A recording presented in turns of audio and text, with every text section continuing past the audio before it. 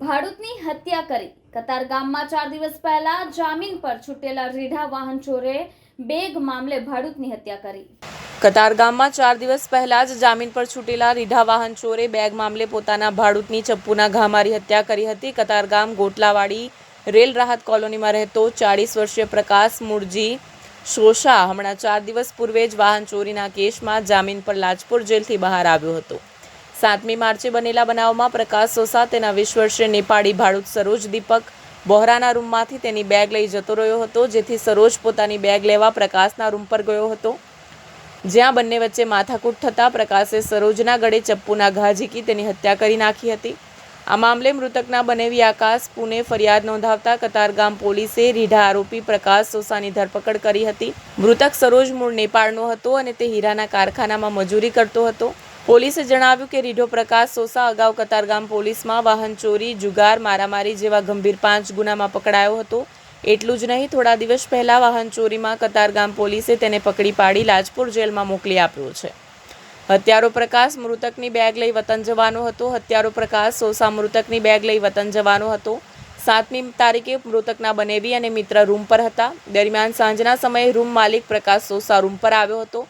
મૃતકની કપડાં ભરેલી બેગ મકાન માલિક લેવા આવ્યો હતો। આથી બનેવીએ તેને ના પાડી, છતાં મકાન માલિક 2 દિવસ પછી બેગ આપી જવાનું કહી લઈને ચાલી ગયો હતો।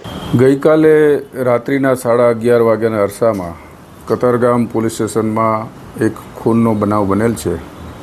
આ કામે હકીકત એ રીતેની છે કે આ કામના ફરિયાદીના શાળા સરોજ દીપક બોહરા કે જે રેલ રાહત કોલોની ગોતાલાવાડી કતારગામ ખાતે રહે છે,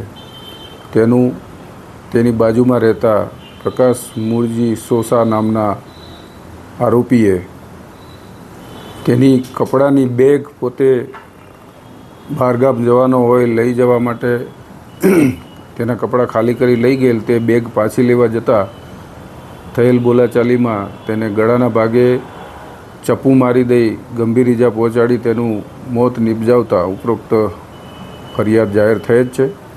જે ફરિયાદ અનુસંધાને કતારગામ પોલીસ સ્ટેશનમાં ખૂનનો ગુનો રજીસ્ટર કરી police inspector Shri BK Chaudhary નાઓએ તપાસ હાથ ધરેલ છે અને પોલીસે ખૂબ જ મહેનત કરી ગણતરીના કલાકોમાં આરોપી પ્રકાશ સોસાને પકડી પાડેલ છે અને હાલ આગળની તપાસ ચાલુ છે।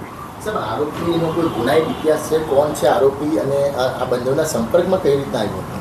આરોપી જે છે એનો કતારગામ પોલીસ સ્ટેશનમાં ગુનાહિત ઇતિહાસ છે।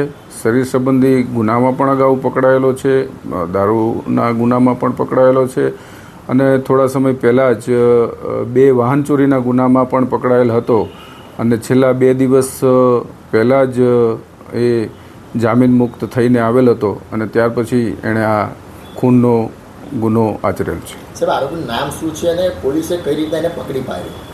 આકાશ આરોપી જે છે એ પ્રકાશ મૂળજી સોસા જે મૂળ અમરેલી જિલ્લાનો રહેવાસી છે અને પોલીસની જુદી જુદી ટીમો બનાવી અને CCTV સર્વેલન્સની મદદથી અને હ્યુમન ઇન્ટેલિજન્સની મદદથી આરોપીને પકડી પાડેલ છે।